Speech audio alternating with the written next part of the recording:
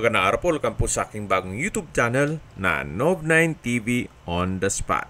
Real talk, real fast. Nandito po tayo ngayon sa Silang Cavite kung saan meron po tayong bagong video presentation. Isang residential farm property na may rest house. May lot area po ito na 1,172 square meters. Ito po ay titulado, buhay po ang may-ari, kaya wala po kayong maging problema sa documentation o sa transfer ng title. Kung familiar po kayo dito sa property, opo, nabalag na po ito. Pero meron na pong mga pagbabago, gaya dito sa likod o sa loan, kung saan may pathway na, then pinturado na rin ibang concrete walls, then natabasan na rin po dito sa likod, kaya napakaganda po. Ang bagong deal po ni owner ay fully furnished na po siya. Aside from that, kasama na po ang Ford Ranger na pickup truck. Good running condition at low mileage. 50,000 kilometers lang po yan. May farmhouse ka na kumpleto na ang gamit at may pickup ka pa sa murang halaga. Mamaya po sa dulong parte nitong video, pag-usapan natin ang presyo nito.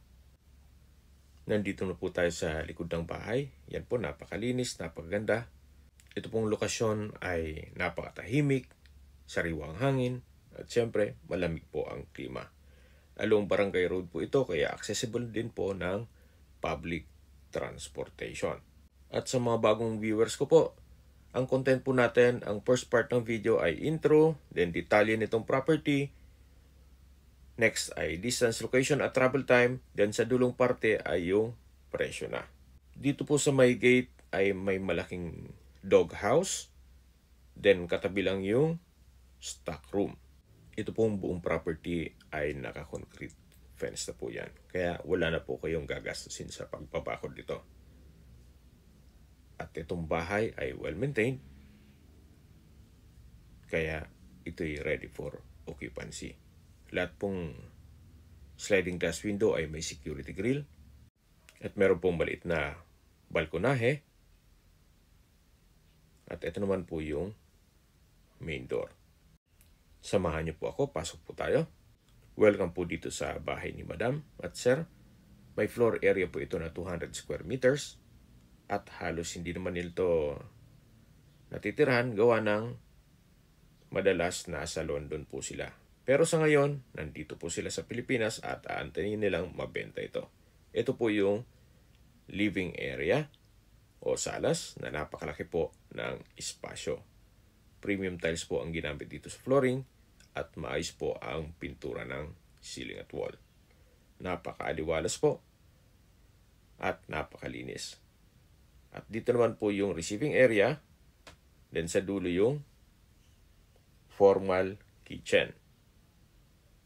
Meron po itong island, then meron pong mga drawers, may pendant lamp, at naka-tile flooring na rin po ito. Then sa dulo po, matatanaw natin ang dining area. At may wooden dining set na rin po. Then sa dulo po ay merong sliding glass window with security grill. Gaya po ng nasabi ko sa inyo kanina, yung unang deal po ay bare lang itong bahay. So ngayon po, ito'y fully furnished na. Lahat pong nakikita niyong gamit ay kasama na po yan. Pero sa personal stuff ni owner.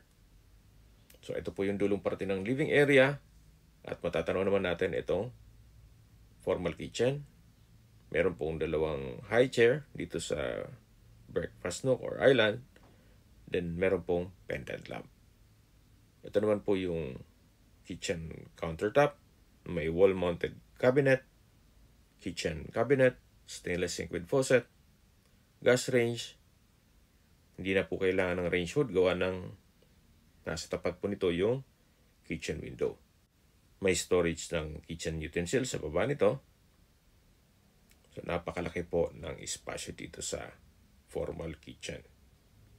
Gaganahan po kayo na magluto araw-araw. Yan po, tunghen nyo po. Ito pong gas range at oven ay high-end. Then hanggang dito po yung kitchen countertop. Meron pong double wooden door dito na may access naman papunta dito sa first bedroom. kung saan ito'y malaki din ang espasyo at meron pong dalawang sliding glass window. Kung meron man po kayong PWD or senior citizen sa pamilya, pwede na po ito para sa kanila. Okay, labas na po tayo. At dito naman po yung dirty kitchen at service area. May countertop, stainless sink and faucet, may dalawang sliding glass window, at ito naman po yung common toilet and bath. Na kung saan malaki naman po ang espasyo nito. Maayos ang toilet fixtures, naka-tile bathroom wall, may bathroom sink, water closet with bidet, at hot and cold shower. May bathroom window na rin po. Mula po dito sa common toilet and bath, ito naman po yung access door papunta dito sa likod ng bahay. Kung saan, dyan at po tayo galing kanina. Meron pong malaking balkonahe na may bamboo set. Yan po, napaka-aliwalas po. Napagandang tumambay dito. Umaga man o hapon, habang nagkakape po kayo at pinagmamasdan nyo po itong likod ng bahay. Sa dulo po ay meron po mga fruit-bearing trees gaya ng papaya, mangga, saging, makopa, guava, atis, kalamansi, avocado, langka, nyog, at Japanese orange trees. At sila po ni owner nagtanim niyan. Kaya kung sakali man, i-maintain nyo na lang po, hindi nyo na kailangan magtanim. So yan po ulit yung balkonahe dito sa likod ng bahay. At babalik po tayo dito sa loob. Ito po yung access door dito sa loob ng bahay. Ito po yung dirty kitchen. Yan po yung common toilet and bath na nai-present ko na sa inyo yan kanina. At dito naman po yung unang kwarto na naipakita ko na rin po yan. At dito naman po tayo sa dining area. Then sa dulo po niyan ay yung living area at ito naman yung formal kitchen. At mula po dito, matatanaw natin yung main door. Then dito po yung receiving area. Meron din pong under stair storage at pwede rin gawing shoe rack. At dito naman po ay naka-double high ceiling. Ito pong stairs ay concrete ang staircase at stainless itong handrail at railing. Samahan niyo po ako. Akyat po tayo. Nandito na po tayo sa second floor. Ito po yung family area. Napakalaki po ng espasyo nito. Pulido po ang pagkapalitada at maayos po ang pintura ng ceiling at wall. Napaganda po nitong design ng tile flooring. At ito naman po yung master's bedroom. Napakalaki po ng espasyo. Napakalinis, aliwalas. May dalawang sliding glass window with security grill. At may access sa balcony o terrace. Naka-ceiling cove design, may pin lamps, may center lamp. Premium tiles ang ginamit dito sa flooring. At meron po itong sariling toilet and bath. May walk-in closet. At may nag-correct sa akin na built-in cabinet po yan. From floor to ceiling po. Meron din pong drawer. At dito naman po yung toilet and bath. Maayos ang toilet fixtures. May water closet with bidet. Bathroom sink. Hot and cold shower. Bathroom window. At naka-tile bathroom wall. May shower curtain na rin po ito. Sa labas po tayo. Share po, tunghayan nyo po ulit itong master's bedroom. At dun po sa dulo ay may access door papunta sa balkonahe. Naka-tile flooring na rin po dito. Then tubular po itong railing. At mula po dito, matatanaw natin yung barangay road. At yung steel gate. Yung color blue po ng bubong, yan po yung dog cage. At yung stock room. At yan po yung pickup truck na kung saan sila po yung first owner at 50,000 kilometers pa lang ang tinakbo. Kaya batang-bata pa po. So babalik po ulit tayo dito sa loob kung saan ito po yung master's bedroom. Meron pong malaking sliding glass window with security grill at may sariling toilet and bath po ito. So labas po tayo. Nandito po ulit tayo sa family area. Napakalaki po ng espasyo nito. Mula po dito sa family area, ito po yung hallway papunta sa mga kwarto. Ito po yung pangatlong kwarto. Sa espasyo, sakto lang. Hindi naman siya ganun kaliit at hindi naman ganun kalaki. Meron na rin pong wardrobe.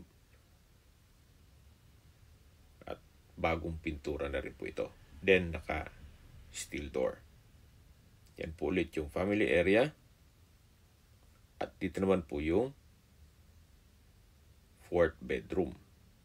Sa espasyo, malaki din po ito. Then may dalawang sliding glass window. May pin lamps. Naka-tile flooring. At meron din pong wardrobe. Yan po, tunghayin nyo po itong pangatlong kwarto dito sa loob ng bahay. So, labas po tayo para check natin yung ibang parte nitong bahay. So, mula po dito sa pang-apat na kwarto, ito po yung pang-limang kwarto.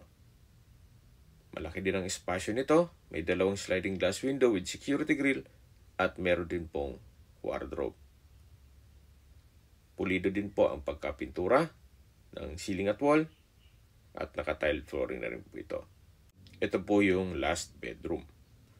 So, labas po tayo at check natin itong common toilet and bath. Maayos din ang toilet fixtures, naka-tile bathroom wall, may bathroom sink, water closet with bidet, vanity mirror, overhead shower, at may bathroom window. Ganda rin po itong disenyo nitong tile bathroom wall. Okay, labas na po tayo. So, ito po ulit yung family area.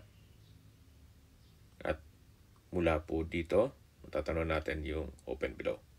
Habang naglilibot po tayo at pinagmamasdan niyo po itong buong kabahayan, pag-usapan natin ang distance, location at travel time. Mula po sa Aguinaldo Highway, ang distance is 2.9 kilometers at ang travel time is 18 minutes. Nandun na rin po ang Jollibee, McDonald's, Shakey's, KFC, Starbucks, Robinsons, Supermarket, Pure Gold, at Premier Plaza. Mula naman po sa Silang Public Market o sa bayan mismo, ang distance is 4.2 kilometers at ang travel time is 9 minutes. Mula naman po sa Silang Specialist Medical Center, ang distance is 5.4 kilometers at ang travel time is 12 minutes. Yan po yung lagi kong binabagit sa inyo na dapat nyo i-consider sa paghanap ng property, yung meron pong malapit na hospital. Hindi ko naman po sinasabing sakitin kayo. Yan naman po for emergency purpose lang naman. At mula naman po sa Calac Silang Interchange, ang distance is 7.5 kilometers at ang travel time is 14 minutes.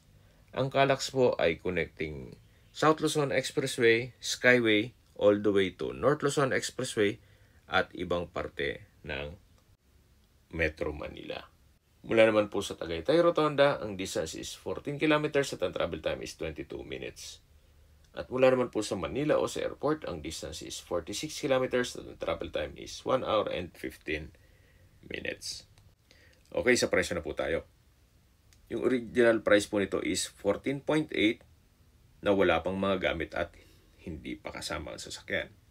Ngayon po, nagdagdag lang si Madam ng 200,000. 15 million pesos kasama na po itong Ford Ranger na pickup truck at pati mga furnishings o gamit. Para sa akin, maganda na rin po ang deal na yan. Medyo good buy na rin po. Well, opinion ko lang naman yan. Depende pa rin yan sa assessment nyo dito sa property. Kung may mga katanungan po kayo, tawag lang po kayo sa aking numero. At sa mga kababayan naman natin nasa ibang bansa, meron po akong Telegram. Sa mga iPhone user man may iMessage. Meron din pong Imo, Skype, Viber at WhatsApp. Same number lang po, 0917-316-3399. Bago po natin tapusin ang video, samahan niyo po ako, ikutan natin ang likod ng bahay. So yung unang vlog ko po ay hindi pa ganito kalinis. Then may pathway na rin po dito. At ito pong concrete fence ay hanggang sa dulo na yan. May enclosure lang dito. Kung meron man po kayong aso, pwede po silang maglaro dito sa area to. Then may mga fruit-bearing trees na rin po, gaya ng papaya.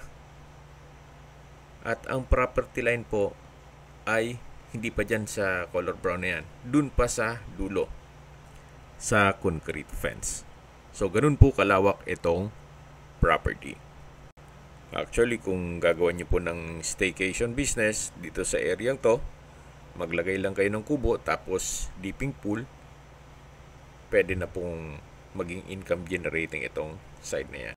Ang full video po ay mapapanood nyo sa aking main YouTube channel na Nov9 TV Official, the Nov9 TV channel, at Nov9 TV Listings. Salamat po sa panood sa aking mga videos. Ingat po kayo lagi.